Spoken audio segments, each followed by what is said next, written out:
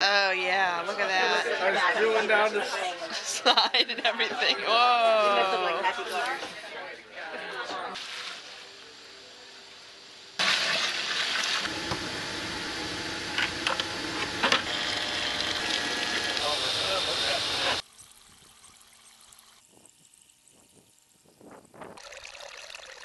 The process of making maple syrup is actually quite simple. You drill a hole in the tree, you collect the liquid that comes out, and you boil off 98% of the water.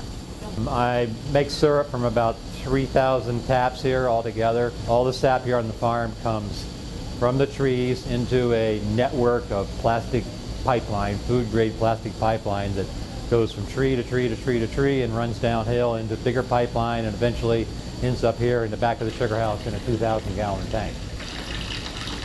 The process is actually quite simple because all I'm doing in the boiling is removing 98% of the water from the sap. This big maple syrup evaporator has a huge oil burner underneath it, but think of it as nothing more than a pan on a kitchen stove. It's just that in my case, I have a huge pan. It's 4 feet wide and it's 6 feet long, and there is a huge fire underneath it. I know that the maple syrup is done to the proper point when it reaches 7 degrees above the boiling point of water. I double check it using an instrument called a hydrometer. Another way to tell when maple syrup is done, it's not as accurate as a thermometer or a hydrometer. It's sort of the old-timey way. We use a scoop just to scoop up a little bit of syrup out of the pan and let it pour off the edge. It actually comes off, instead of individual drops, the drops sort of coalesce and they come off as a sheet. When the syrup is finished boiling on the evaporator and comes out into the bucket, it's finished product as far as the boiling goes. There's one last step, and that is I filter it. What I'm filtering out is minerals that the tree has absorbed. We grade our syrup based on color and flavor. Flavor being the most important because flavor is what we're selling. We use a grading kit, which is a kit of 3 glass bottles with different color solutions in them, and we match the color of the syrup that we've made to the color in the fixed sample. There's no difference in quality between one grade or the other. One is not better than the other. You may like one, I may like the other, but they're both equally as good.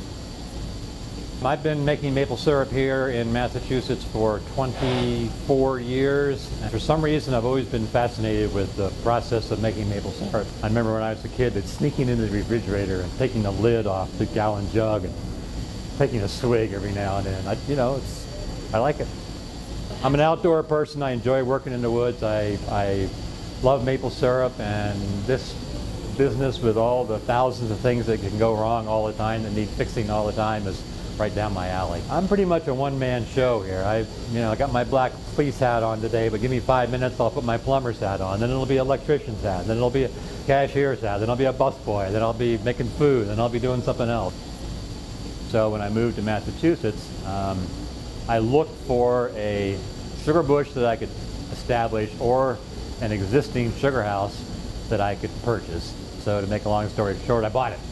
And it had a kind of a funky old little pancake restaurant in it that I, put back together and rebuilt, and have established a pretty good business here so that people, instead of just coming to see maple syrup and buy some, they can come and stuff themselves with all the food that nobody should eat. Sugar and bacon and sausage and butter and all the stuff that's not good for you, but once or twice a year it's fine. You can go splurge on it. I feel that maple sugaring is part of the history and culture of New England, and if people are going to live in New England, they need to know what goes on in New England. So I want people to come in and be able to see what's going on. It's magic. You take this colorless, odorless, tasteless liquid that drips out of a tree and you make something as wonderful as maple syrup out of it. And I think people are fascinated with the process and the fact that it's as simple as it is. You know what they say, a watched pot never boils, but you hear it does.